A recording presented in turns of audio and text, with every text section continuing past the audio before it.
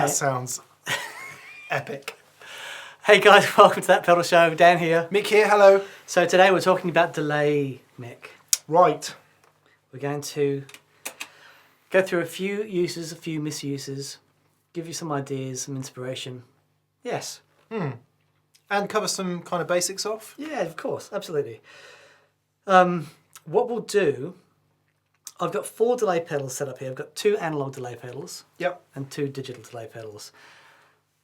I would have used my tape delay, but guess what? It's broken.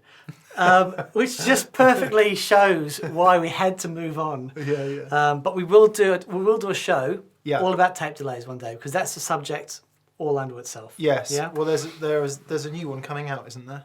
There is. Aha! There is. From. Can we say? Yeah. Well, okay, it so is a tape delay, isn't it? Yeah. From T-Rex? It's the T-Rex Replicator. Yeah, and yeah. it is a proper tape delay pedal. Right. So we're going to be meeting Michael from T-Rex, that'll be a That Pedal Show special. Anyway, It's going to be awesome. But anyway, we can't wait. We can look forward to that. Yes. Anyway, delay. So, in the simplest way, what happens with delay is it takes your sound and it delays it. All right. So, Well, it repeats it. Okay. Yes, it repeats it after a delay amount. See, now it's already complicated. This is like how to walk. Right. Yes. Right foot or left foot forward first, would you say? You're making it walking complicated. Yeah, exactly. So, We know what delay is, but it's always good to just do these basics because definitely. I'm confused by delay. I know what it does, but anyway. Your signal goes in to a delay pedal. It gets split. One side of the signal is repeated and delayed. Okay? So you can say, I want it, delayed by X amount of milliseconds, and I want that to be repeated up to ad infinitum, really. Yeah. And then that gets mixed on top of your original signal. Right. So let's have a look at this. This is an analog delay 8080 from Ibanez. It's a really old one. Yeah. Right. Something to do with brigades and... Bucket brigade device. Well done. So I'm being early, deliberately idiotic, by the way. early delay technology. Yeah. So what's that one? It's very dark.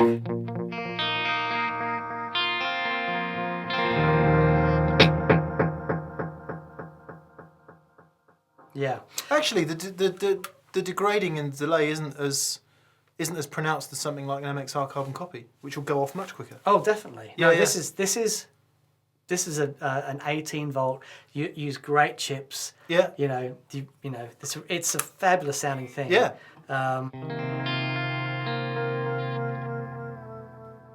Maximum delay time, What's that, about 300?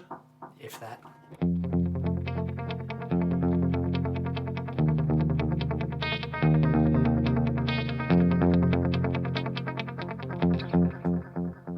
Do you remember what that's called? It's called a dotted 8. Yay! So, wonderful sounding thing. That does sound great. Sounds fab. Now, what's a really cool thing to do with delays? I generally always have a couple of delays on my board. Okay, I'll have one for a dedicated shorter delay and one for a longer delay. With the Analogman, obviously I can switch between the two sides of it. But what I wanted to show you, if you take a delay like that with that, almost dotted 8 feel, and there's my tempo, right? But then we also have a quarter note, right? Now what happens if I combine them?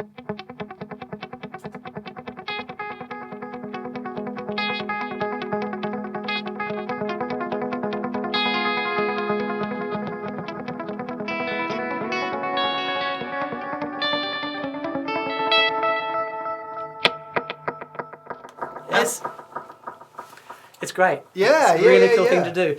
So layering delays. Now, that delay is set up for that specific sound. Okay, it's really cool. You know, it's a lot of delay in there. Now, if I try and add that delay on top of a big overdrive sound, so the biggest overdrive sound, the Muffroom Cloud.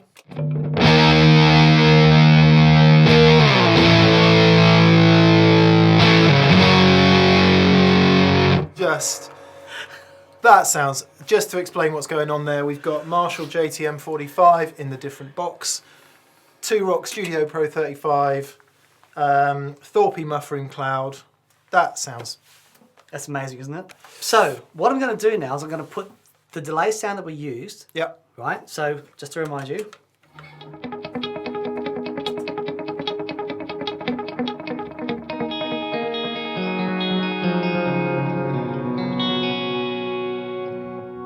So massive delay sound. If I put that on top of the Muffroom.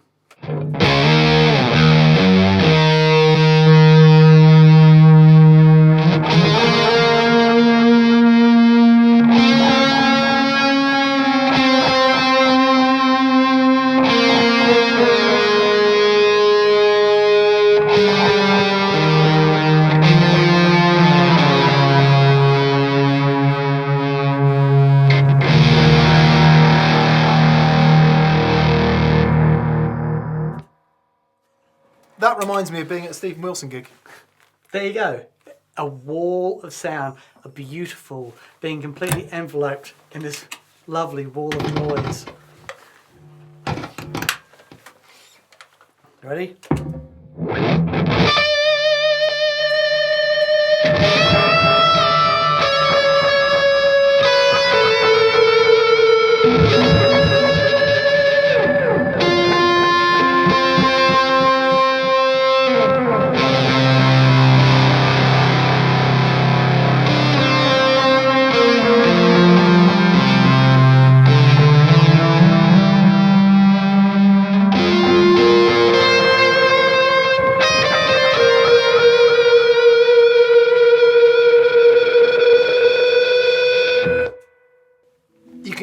You can tell that I'm not used to playing that kind of thing because Sure. it's just not. But that is fantastic. It's a lot of fun. It's a lot of fun.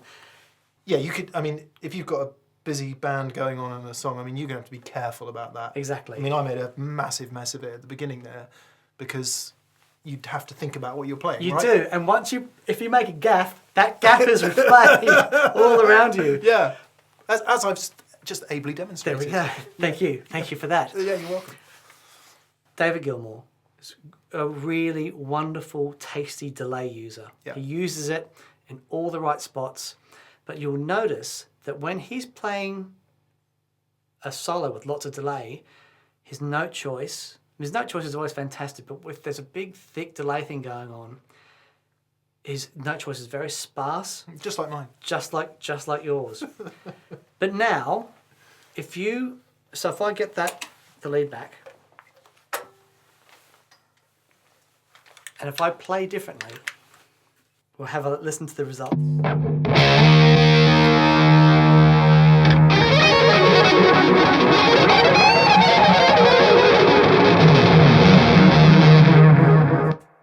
I mean, it's a disaster. I can see where this is going. Yeah, you can So, Yes. delay is awesome, but in the right context. Yeah.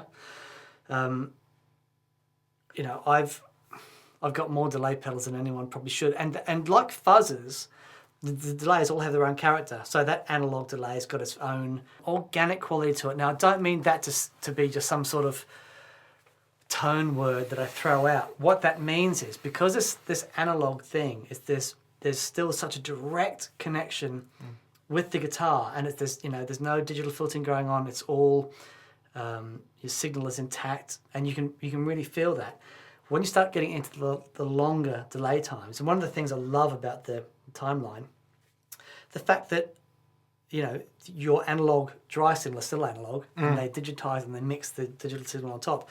A lot of delays do that. The bypass, the analog signal in the timeline is particularly fantastic. Yeah. Right? Yeah. Very important.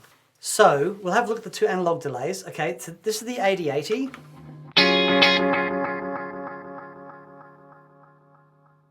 Yep, hear those repeats. This is the Analogman.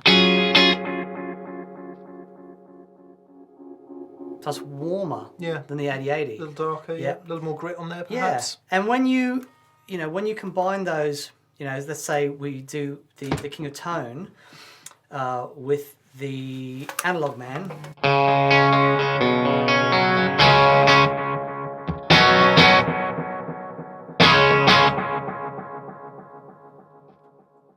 Now we do with the 8080.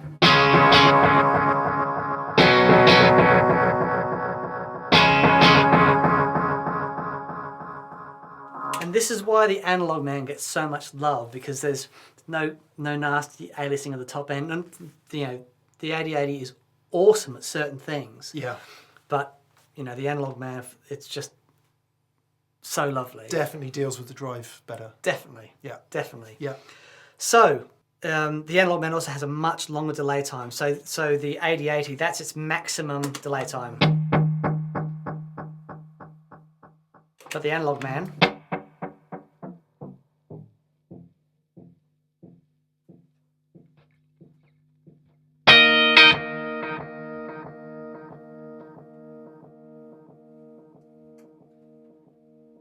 that's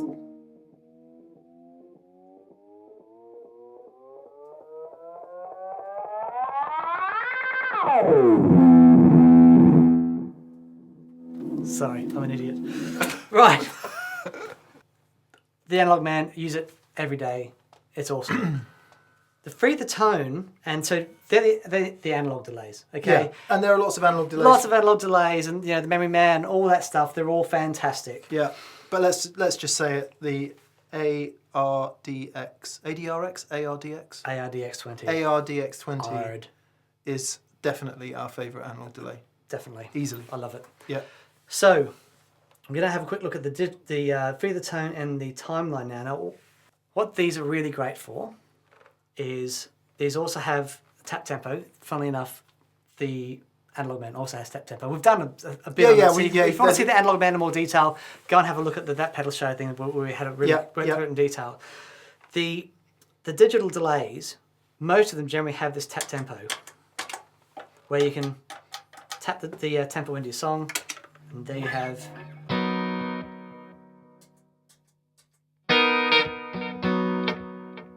Yeah, you can. And those repeats at the tempo are really nice.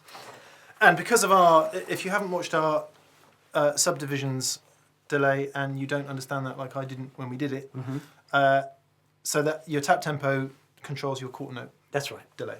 Yeah. Standard quarter note repeats. Yeah, on the quarter note. 4 beats in a bar. 1, 2, 3, 4. So what the digital delays are really good at is doing quick delays.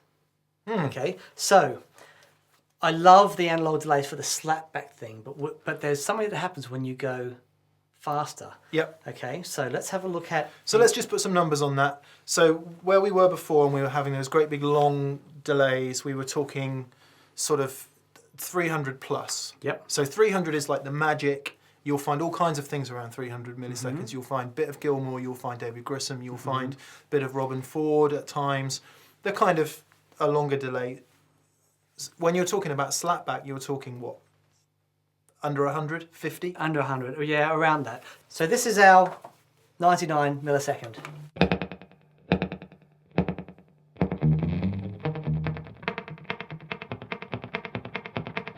Which would be virtually impossible to tap in, so you've had to set it in.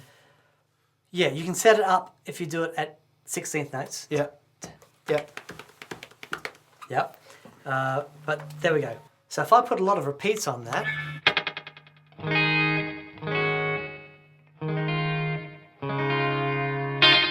Yeah, it's almost like a reverb. Exactly. Now, what I'm going to do is I'm going to reduce the time. Even more. Even more. So that's 90. Let's go down to 48. 48 milliseconds.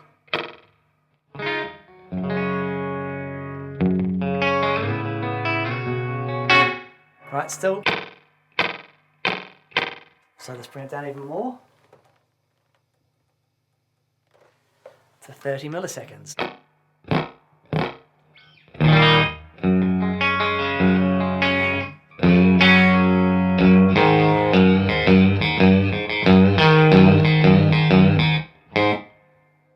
That's cool because that, you know, the actual delay sound itself is pretty horrible, but when you hear it in context, it's sort of like being in the bathroom, isn't it? Yeah. It's like putting your amp in the bath. So let me show you what happens then. If I'm on my Thorpy Muffroom cloud and I'm going to kick that sound in, right? Kick it.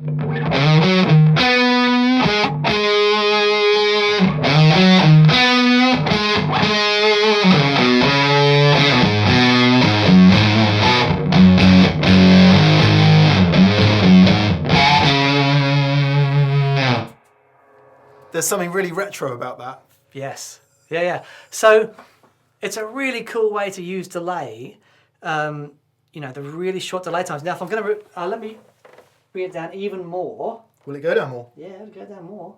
Wow. So we're now down to 21 milliseconds. Okay, so again, with the same thing.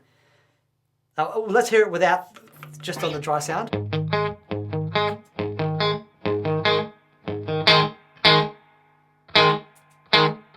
Without it, with it. So with the Muffroom cloud.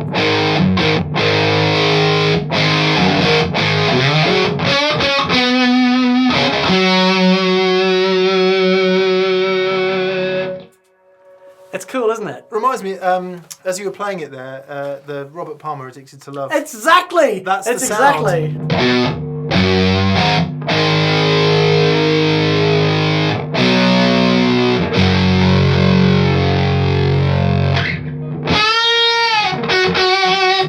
Yeah, it almost sounds like digitized and whatever the word is. You know, it sounds great on the chords. Oh, it's bit crushed. That's the word I'm looking for. Yeah, but that's, you know, it can be a really great way. But now if I do that with an analog delay, okay, now this is really cool. Let me bring back the 8080, okay.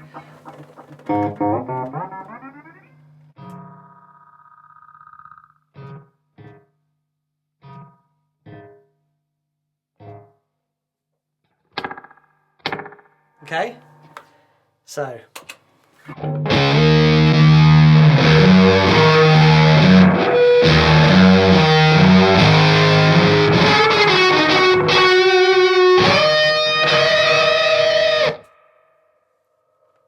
Cool, huh? That's cool. Before we started this video, he said we're going to do some short delay times. I'm like, why?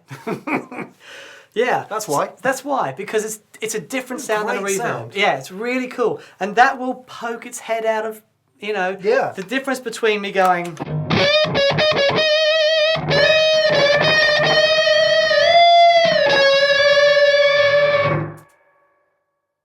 It's ace. Cool. Yeah, yeah.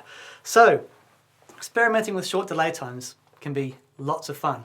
Remember we were talking about the choruses and that sort of thing, and it's all about the delay time, you know. Yeah, that was in a previous video, by the way. We did a video on choruses. Yes.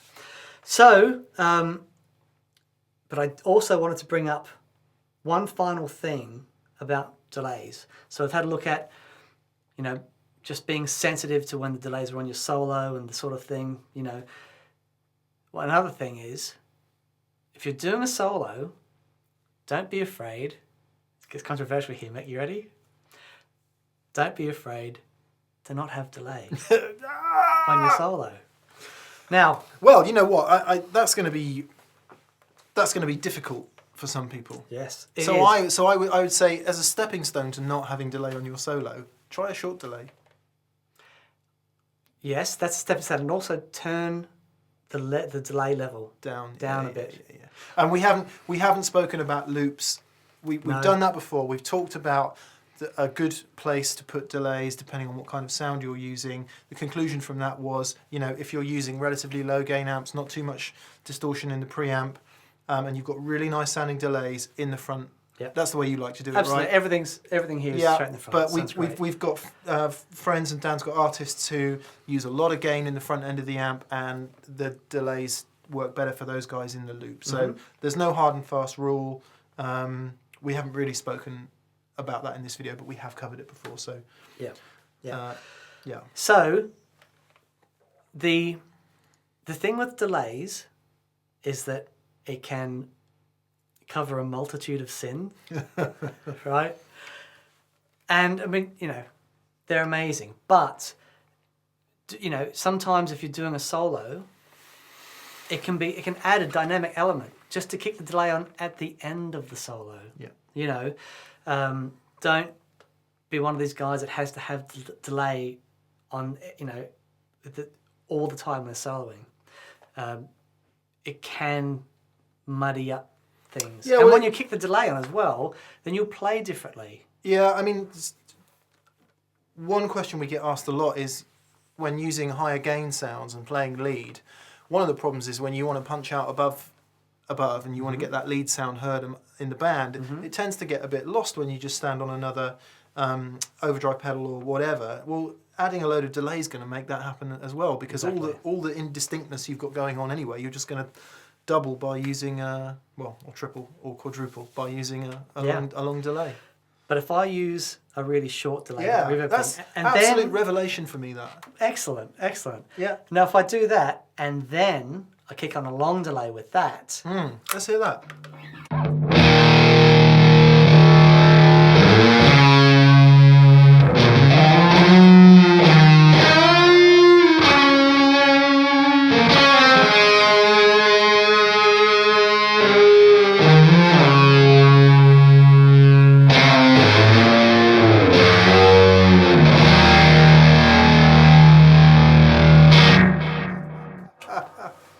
That's ace. nice, isn't it? So, you know, most of us here we are chasing that awesome, huge stadium lead guitar sound and all the rest of it. Actually, when you're writing and you're recording and you're trying to do something creative, that's fantastic. Yeah. That's parts, isn't it? It is, absolutely. Instead of thinking about, you know, all that business, that's sculpting parts in songs. Yes. That's what that's about. And it's adding those textures, you know, and when you're building a tune, if you're doing a solo, you need to write a solo.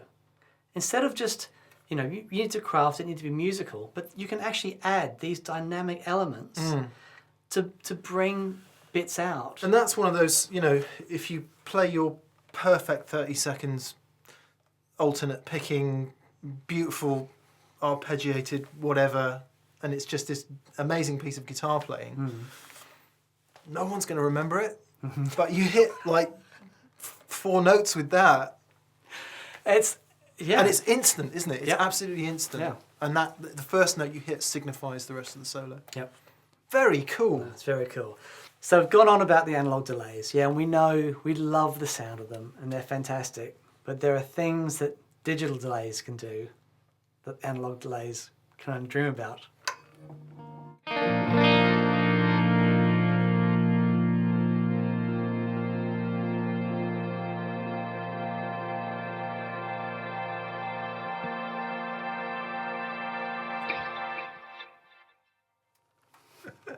Love that. Isn't that great?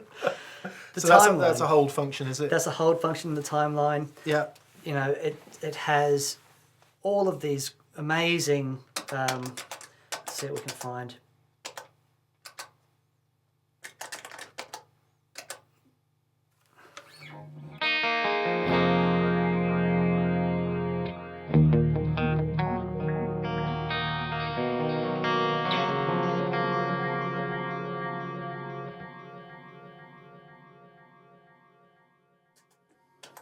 Just like a flanged. Is there some sort of flanging on the repeats? Yeah, it's a filter. Right. On the repeats. But